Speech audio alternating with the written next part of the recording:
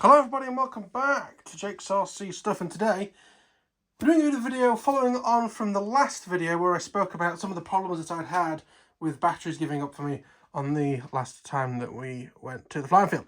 And I explained in that video that I would do a video on how to test the internal resistance of a battery to know if a battery is good or not. So what we're going to be using, Hobby King used to sell these, and I've had a look, it doesn't look as if they do anymore, annoyingly. But there are versions of these type of battery checkers that do have a resistance mode. Have a look. I believe it's the 5-in-1s. You need to have a look. But you can plug it in, go through the modes, and it will show you the resistance. I'm fairly sure this one doesn't have it because it isn't listed at the bottom. But we'll have a look. Max, min, total. So yeah, that makes no sense. The way that this works, it's very simple. So I believe they can do up to 8S based on the number of pins that are in there. And you can either plug your battery directly in, or you can do like what's happened here. We've got one of the bounce leads from the chargers. Now, the main thing to take note of is the lugs, so the bits that stick out there, that's a bit of a picture of it, go to the bottom. And regardless of how big your battery is, the black always needs to go to the bottom. So obviously this is a 3S, 4 wires, and it goes in like that. You also need to put in your cable, and it doesn't seem as if the cable is needed on these ones, the main power cable, but for this one it is. And we've got a box of adapters, so we can test all the different batteries. So this is a 3S Nanotech 1.4s. This is before Multi-Star was a thing, and are my original mini quad batteries. They're 3S, and I very quickly went to 4S. So we press the button, gives you total voltage, gives you the voltage per cell. As you can see, they're balanced within 0.02 of a volt. But this is the important bit. This is the resistance, or the internal resistance of each cell. Have I got a bit of paper here? Sod's law, I won't have a bit of paper here. Where are they? Where's it been hidden? Because Dad's been going through his, so that's why I don't fully know where everything is. Apparently, it's not there. Bear with me a moment and I will find the piece of paper. I'm back. This is the piece of paper. Ignore this knackered section. So this top section, and I apologise for the flickering. So good as new, 0 to 5. Fairly good, 5 to 10, weak 10 to 20, and scrap 20 plus. Now, obviously this is just the math. So a 2S is double 25, which even I would say is a bit too hard. As I'm saying, ignore this bit that says knackered, and ignore this beeping. So if you look on here, we've got 14, 15, and 15, which are in the weak section. Now, considering that these got absolutely hammered, you can see it's slightly swollen. It is well and truly knackered. So this is a 3-cell. If you look at our knackered list, I put 75, but no, I'm going to say this is knackered and ready for the bin. Now, what's really important with this process, and is important if you're going for your batteries in general anyway, I'll unplug that so it stops beeping. And let's tell you so it doesn't flatten the battery. What's really important is there's no models that I fly these batteries on. I do have some more of these batteries, the Multi-Star variants, but they're used for one model, and it's a very light thing. If you run out of battery and it landed in long grass, it wouldn't really matter. And as I say, it has a different connector. These are just not used, so these can be binned and don't need to be replaced. But for example, if I was to find a knackered 6S5000, which we use loads of, unfortunately, in a way because of the cost of them, I do have a separate spreadsheet where I'm working out what I need to purchase, and I probably won't purchase until the start of next year, so they're nice and fresh. And the fact that Hobby King, of course, is coming back to the UK is going to massively help with that. They've got 6S5060Cs, the Eternity Heavy Duty ones, which are my preferred ones of the 6S5000s, were 38 quid in the pre-order sale. They're going to be about 45, I think, afterwards. That's still better than the sort of 60 quid Dad recently bought some for from another company in the UK. RBRC, the HRB batteries, I think they're called. I can't remember what brand they are, they're all hidden away. But, yeah. So, I'm going to go through a few batteries. I'm going to put them into piles of sort of can be thrown away and weak but okay, and you know, maybe if you don't have a model for them, they'll go anyway. But if there's anything interesting, I will show you on the video. Now, something else I've done is create a spreadsheet to sort of keep a track of things. So it's in dark mode, so apologies for that. And this Jake, will ignore that. That's when I set this up upstairs. So I've got the reference. So a lot of these will have, so yeah, JR1. So reference, the purchase dates, that'll be for new ones. Make, so this would be nanotech. Cells 3 milliamps 1400. C rating would be 40 to 80. And then the resistance, obviously won't fill all of these in depending on the thing. My sort of rating, so crap would be this one, and then any notes that we need to apply on afterwards. So say for example, it looks alright but it's quite swollen, that might go in the notes section. So I don't have too much time today, but I'm going to go through some and sort of show you how things are going. I believe I've got a box on the floor down here that Dad has gone through all of these, but I need to go through them, double check the numbers, because they're my batteries and the ones I have to repeat them if they are wrong. And looking at what's in there now, from what I can tell immediately, there are either batteries that I don't really use as often, which is good, or they are batteries that are super cheap to replace and actually don't matter if they're a bit knackered anyway, like the Turnigy 2200. So for example, well, I think these are, he's labelled it as himself, but I think this is actually one of my batteries. These are the batteries that I use in the AXN. So I'm going to put this in a separate pile because that needs to go in the bin, but it does need replacing. Whereas this one I'm just going to chuck away and not faff about with. These ones as well. This is another reason why I'm checking, because he's labelled it as his, which means he'll get rid of, not replace them, and then I go to fly a model and we don't have any batteries. So yes, there are also other batteries that are a little bit more interesting. So for example, these are the batteries that we, so I used it in the blue, it was an X7S from Free Sky, and also that we use in our Futaba radio. So we've used it in the 14 SGs, and now I've got 16 and 18 SZ. These are lithium ion as opposed to LiPos. So if I plug these in, what's important to remember is that these have had a little bit of a hard life, especially because of when it was in the X7S, because of the long range system plugged into the back of it, did pull quite a lot of power through this at times. So, and these are old, and another thing to remember is, of course, these are for your radio. And especially as now these are going to be in 16 and 18 SZs, the models that we can't get replacements of and are very expensive. You know, they are our proper planes, if you like, that aren't FPV. I know some people will take exception to that, but you know what I mean. So, we'll pop that in. I know that these are in a bad state. And again, it's another good thing where I'm glad these are back at Hobby King, although I'm not glad that I can't put it in properly, because to get genuine Futaba ones, they're expensive. So I've pressed the button, wait for it to fire up again. Please wait. So the 25 and 23 ohms, so they are beyond scrap, and in fact the total internal is 136. Now our question with these, of course, is this is lithium ion, not LiPo. These numbers were for LiPo, and to be honest with you, I've got them off of a forum, a helicopter forum, I believe. So they're not specific. You might do a Google, and I would encourage you to do your own Google before you chuck a load of batteries that might be fine, or accept batteries that you think are fine that end up causing damage to models. So yeah, 136 that was on.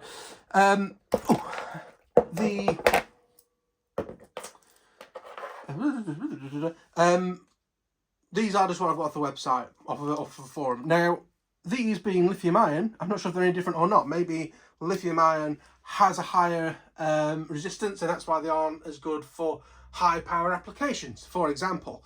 But to be honest with you, considering that these are for the radio and are so important, and they're at least 5 years old, if not a lot longer, and they're not going to cost a lot, especially if we can get the nanotech ones, we're going to probably replace these. So I'm going to put that in the needs replacement, as it actually needs replacement, doesn't need throwing away. I think that's going to be it for now. I'm going to go through some more of these batteries and decide what's what. If the batteries are not mine, I'll figure something else. I don't know. We'll make some piles on the desk And yeah, I'll come back to you once I've got a few done. So let's see you in a moment. Okay, so I'm really impressed with this battery, actually, due to the age of it, and the fact that that is how bad it is. But I thought I'd show these because these were what we used to buy a lot of as sort of the budget battery before Hobby King came along. So, Long Max, or Tipple as they end up being called. So the Long Max battery used to be white, and then they did these Tipple ones that were orange. And yeah, these used to be the sort of go-to batteries. I can't remember if it was Park Aero or Robot Birds used to them. A few different companies did them, but they used to be your sort of cheapo go-to battery. And of course, I have another one. I believe these will have been receiver batteries or ignition batteries for big petrol planes. So you'd have had one of these on your ignition for your petrol engine, and then you'd have one or two of these, depending on the setup, to run your receivers, so like a power box or something similar if you had two, to run them through. More than likely, these will have then had adapters on the end to go to normal for turbo wires, kind of like what this is, but obviously with them 3.5mm connectors. The 3.5mm, we like them because they had these connectors on them, and the Long Max ones always used to come with these connections. So they are normal sort of bullet connectors, and you can combine it with things that don't have plastic things on, but obviously you damage the heat shrink slightly. And also, obviously, you didn't need to have the little sort of bits of fuel tube or whatever to stop wires touching. And you could have, it would keyed the opposite way. If you look, one's sort of an outer and one's an inner. You would have, you'd be able to do that if you like. I'm obviously not going to do it because it'd make a very big bang. So yeah, that's another one that can go in the pile of needs replacement or needs binning but doesn't need replacement. So yeah, we'll carry on going through some more of them. So the battery itself is not necessarily interesting, but I thought I'd show you this. So this is a 2S 2000 receiver pack. The 2020 discharge. That means that this little battery can still have 40 amps taken out of it. Comes with a GST connector. To be honest with you, looks absolutely brand new. It was in the scrap pile. I don't 100% know why. I can't find in our little pot an adapter for it. But to be honest with you, again, the cost of what that would be, and I don't know what it goes in. It might be my Kiki Yak, I can't remember. I think they had a 3000 in it. And we've thrown one of them away because it's completely knackered and dead. If I put this on the checker, the regular just voltage checker, 8.5. What if I haven't actually tried this without having to use all the adapters. No, that doesn't work. Okay, fair enough. I've tried jamming it into one of these and it hasn't worked. So we will abandon that battery. We've got a 1000 2S here. Again, easy to replace as and when needed. That is actually the battery for the little biplane, the hyper bike. So I'll double check that, and then if needed, Dad could get some more batteries for it, because he's sort of taken over that one, to be honest with you. So yeah, those two can go in can be binned and not replaced. That one can go. Actually, let's double check this one, see how bad it is, because it should be a fairly new battery. The problem is a lot of these will not have been storage charged, because we always used to fly frequently enough that storage charging wasn't a problem. We decided that with all the new batteries and with the batteries we've got, we are going to storage charge them now, because to be honest, we don't go on a whim. We go sort of planned a few days in advance for multiple different reasons, especially now I'm in normal full-time work, so it's not fully charged, but it's 15 or 23. Is it a nanotech? To be fair, it is a nanotech, and I think personally that nanotechs are the worst batteries that Hobby King sell. That's why most of my batteries are regular Turniges. I've had a mixed bag with the graphenes as well, but other Turnigy batteries have always been fine. And that might be why you might see a load of Turnigy batteries going out as part of this, but that's because by number they are greatly the most.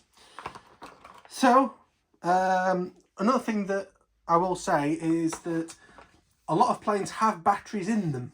Yes, they shouldn't have, people say you should take them out, but receiver batteries in bigger planes. We are going to get to all of them. Some of them have been done, the smaller ones are a bit easier to get in, but all of the batteries will be tested and will be replaced obviously if they need to be, because there's no point ruining a multiple £1,000 plane for a 20 or 30 quid battery. Two of them, or whatever, doesn't matter. So yeah, let's carry on. We'll do some, find some more. I'm recording a lot more of these than I actually expected I would, but Zippy 20C 5000. This is a 3S battery, and these were the go-to battery. So for a while, before long-range systems existed, the way that we got more range, if we wanted them, was 35 meg. Yep, so everyone had moved on to 2.4, and we were actually buying their old receivers, luckily quite cheaply, because a 35 meg, if you're not sure, are the ones with the orange wire coming out the back of the plane. It's the antenna, and you had a big long metal folding, you know, like you'd have on a normal radio on your transmitter. And the way you added range is that 1 meter that came out the back, double it. And I believe this is the right way around, but I believe if you doubled the aerial, you quadrupled the range. If that makes sense. So, yeah, that's how we did it. And what we actually did a lot of models was, after the first meter, we had one of those tiny little, like 2mm banana things. Have I got one over here that I can quickly show you so you can see what I mean? Yes, I do. So those type of bullet connectors, have one of them on the end, because obviously if you're doing low pass or otherwise fannying around in general, you could catch them on walls or fences or whatever. And obviously if you're doing low down stuff, you were never doing it that far away. And the idea is, instead of it either snapping at the back of your receiver or snapping the antenna short or doing something like that, it would pull that connector out and then whatever. If you really wanted to as well, I suppose you could have had only sort of 2 or 3 lengths of wire and then had it on multiple different planes. But yeah, the whole reason I've given you that spiel is because if you ran any more than about 12 volts, so if you went 4S and above on your planes, that's when you'd start getting interference. So we just had loads and loads of 3S 5000, because it's essentially, unless you went for a smaller 3000 like the 3S 2200s, that's what you ran. You'd run one of these or 2 of these in parallel to give you a 10,000. My IMS special, which I can't remember if there's anything about it on this channel or not, for example, I had 2 of these for a 10,000 12-volt setup with a giant prop, because the prop spans so slowly compared to nowadays where you get a 6S model with a very low kV motor to sort of do the same thing. But yeah, so that's that. That is a bit of history there, and go back to doing the bin. And because at the minute I have one plane that would use it, because once we got long range systems, 4S basically became the minimum unless it was very small. I do have one plane that can still use these, but it needs renovation. And to be honest, it'll be a case of I will buy batteries as and when, because even if I bought new batteries now, they might be knackered by the time I get that ready to go back in the air again. And also, if I've only got limited funds, which trust me I have, I want them to go towards batteries that I'm going to use first. So 3S 2200s, 6S 5000s, things like that. So yes, we'll carry on for a bit. Actually, we'll carry on with this record session. So that is the official, and apparently it's got Falter written on it, the official Futaba battery for their radios. You can see the beginning of an F under that. How faulty is this, just out of interest, because this could have very easily gone in a kind of been a nightmare, because that battery would have been expensive, and that's why I think there's only one. Or actually, because Dad's was the all singing all dancing top of the line 18, I said it may have actually come with it instead of a NiCad.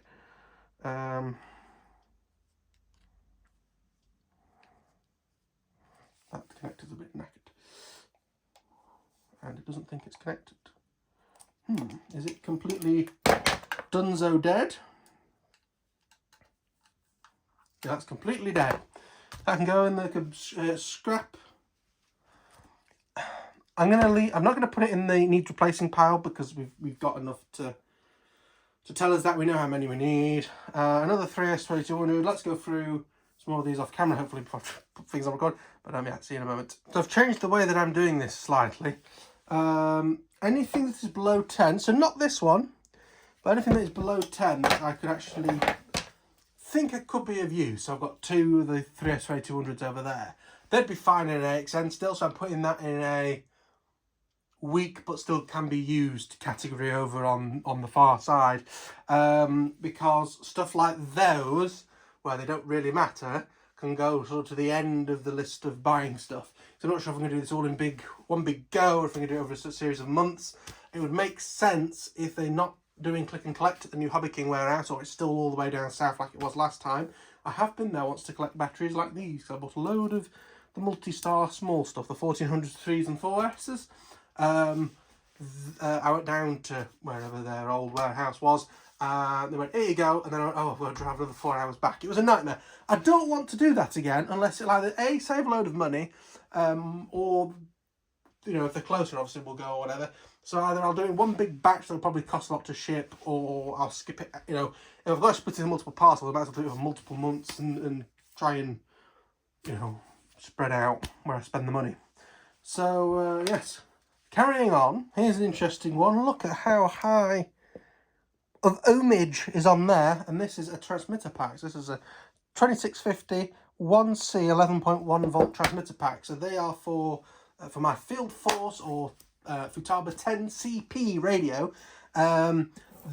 There is at the minute got my old Easy UHF stuff on, and at some point we'll have everything take off of it, and it'll be kept as stock as a absolute maximum backup. Although, to be honest with you, considering how cheap a new Radio Master would be if one of my Radio Masters did die, I might not bother. But it's a shame to get rid of sort of the last moduled Futaba radio.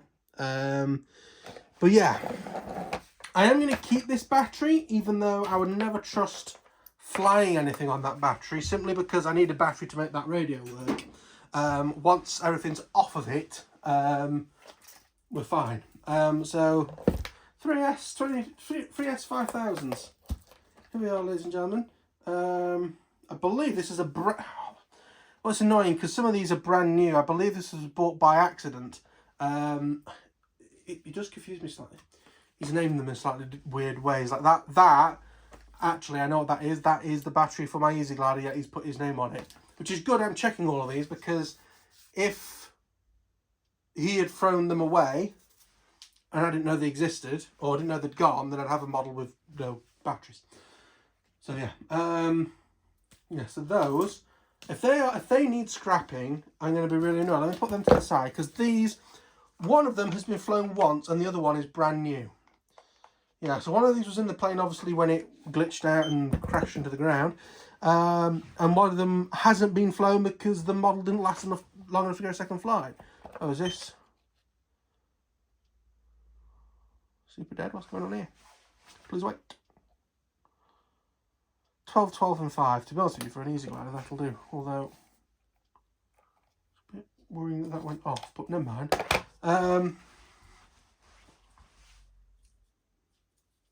So I'll put them up there for sort of safekeeping, if you like.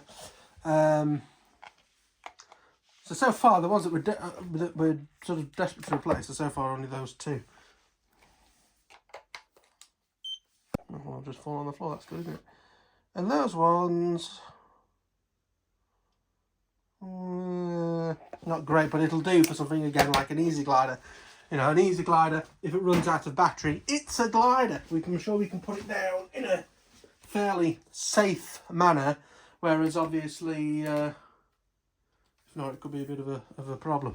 I'll carry on for a bit, get rid of some more. Hopefully this isn't too boring and there's a little bit of a chatting-esque to it, I guess. I'll see you in a moment. Okay, so the more I've gone through this, the other ones being binned. Yeah. Don't know how we're going to get all of them either in a bin or recycled or do whatever. I think it's going to be a multi-drop job to try and get that sorted out. What I've decided I'm going to do to try and make my life a hell of a lot easier is on my spreadsheet that I believe you guys have seen before, it's in multiple different colours. There is a cell for each model in there for what battery it uses. And I've always, there's like one for battery, one for the camera, as I can keep track of what nice cameras are where. I'm going to go through that and I'm going to refill in all of the battery information. And what that will allow me to do is see what batteries I actually need, and then can work out if I've still got those batteries, because there are a collection of batteries over there that are around or below the 10 ohms. And if we go back to this top section, it's fairly good. Apologies for the flashing. That we can keep for a while. And again, it's basically going to be a case of I'm going to work out what batteries I actually need, see what we've got left in stock when we've binned all of this, and then I know what I need to buy, when and where, and how important a certain type of battery is. A good example is my Night Vision Air. Any other models that require a 3S2200 would be more than happy with the super cheapo, the 20C batteries like this one. That are like £7 each on Hobby King. The Night Vision Air is the only model that would need a higher C rating, but it's a model that I rarely fly because it's not that nice to fly. I very rarely fly at night, especially now they've changed the field near where I have to always have something on it, and they never put the stuff away when they're finished, so you can't use the field even when they're not there. So yeah, that knackers that. To be honest with you, instead of spending, say, 30-40 quid on some batteries for it, I'd rather sell the model in those type of situations. If it wasn't for how much I love the AXN, I'd possibly sell all models that have a 3S2200. Thinking of selling my Fermi Watt 4, for example, because just not what I'm into. But yeah, I think that's going to be the way that I do it. I'm sort of independently going to sort out what are good batteries, what are crap batteries. Do that independently, see what we've got left in stock, and then sort out what I actually need. So I'm going to go through cutting connectors off. I'm going to put me like a salt bath to discharge and things like that. But yeah, I mean, that's that. Is that a 6S or a 5S? 5S for a Funjet. Don't use 5S on anything else. That's a really old 3S. Another thing that has slightly confused me is the fact that, obviously, because I share these with my dad, some of these batteries that are clearly mine have Dad's name on, and some that are clearly his have my name on, and it's all very confusing. And I think we just need to scrap and quite possibly pool resources if needed. Most of the stuff that he flies are 5006S, and he has his own battery because my 6S 5000 get hammered in jets and we can have issues. So they're separate, but anything else he flies at electric that's smaller, we might as well share the batteries because it'll be so rare. And if he does get a model that he flies a lot, yeah, he can buy his own. But anyway, I'm going to do some editing around in this video to see what we can do. But that is going to be the end of the video itself. Hopefully it'll go up at a sensible date. Obviously it's going to be a lot more editing than I initially expected. But yeah, I'm going to go upstairs now. What time is it? It's 3:15. I might play an hour of Counter-Strike 2, because I haven't played that yet. I played some CSGO the other day to say goodbye to it. But once we've done that, I will look at just writing down next to all the models all the different batteries that I need. I can then have a list of all the batteries that I need, and then from there I can see what I've got in stock. I can bin batteries that I no longer need but have tested as good, for example, and I can actually make a list of how many I'm going to need of each one and go ahead and try and purchase that. There are loads of batteries as well behind me, which, to be honest with you, I have no idea if they're good, bad, ugly, or what they are. Mum and Dad are away on holiday, so we'll have to see. But yeah, thank you very much for watching. I'll see you in a future video. Bye-bye.